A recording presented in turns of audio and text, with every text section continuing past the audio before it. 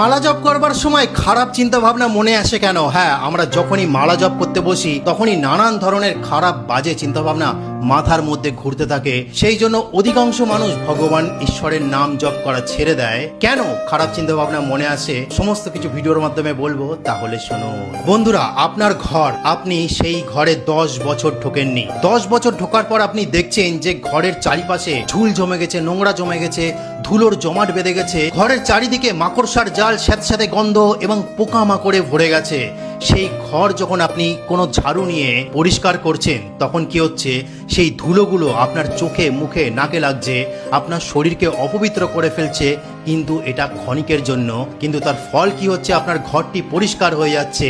তেমনি আমাদের মস্তিষ্ক, আপনি এতদিন ধরে মালা জপ করেননি, আপনি 20 বছর পর মালা জপ করতে শুরু করেছেন।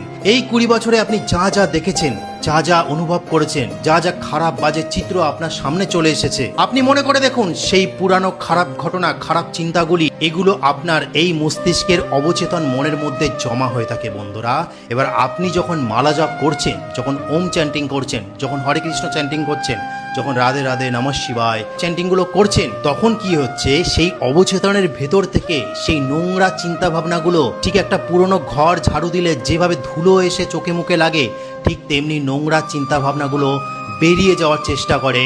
তখন আপনার মাথার মধ্যে ঘুরতে থাকে। যত আপনি মন্ত্র জপ করবেন, তত সেগুলো অ্যাক্টিভ হতে থাকে। এর ফলে এটা আপনার উপকার হচ্ছে অনেক, অপকার হচ্ছে না। কারণ সেই পুরনো জমে থাকা জঞ্জাল, খারাপ জিনিসগুলো আপনার অবচেতন মন থেকে বেরিয়ে যাচ্ছে। তার বদলে কি ঢুকছে? কৃষ্ণ নাম ঢুকছে, ওম নাম ঢুকছে, রাধা নাম ঢুকছে, মহাদেবের নাম ঢুকছে। ফলে আপনার মন, মস্তিষ্ক সমস্ত কিছু পবিত্র হয়ে যায়।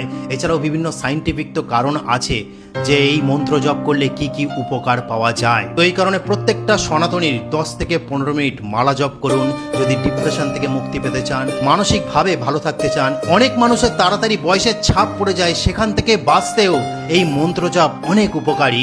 সেই কারণেই বারবার করে বলছি আপনারা মন্ত্র জপ করুন। তো ওটা আজকে বলার ছিল। আমি কোনো বড় গুরু মহারাজ না, আমি কোনো বড় বৈষ্ণব না, আমি যেটা রিসার্চ করে পেয়েছি সেটাই আপনাদের কাছে বললাম, আর এটাই সত্য। তো ওটা আজকে বলার ছিল। হরে কৃষ্ণ।